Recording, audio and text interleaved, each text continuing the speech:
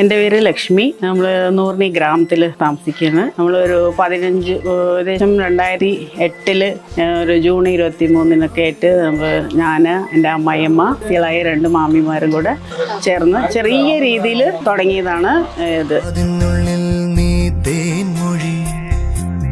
Start ചെയ്ത് തട്ടമുറുക്ക്, അങ്ങനെ പിന്നെ ഓരോ വിശേഷങ്ങളൊക്കെ വരുമ്പോൾ ഓരോരുത്തർ മുറുക്ക്, ചീട അങ്ങനെയൊക്കെ ചോദിക്കാൻ തുടങ്ങിയപ്പോൾ അങ്ങനെ ഓരോന്നോരോന്ന് തുടങ്ങി.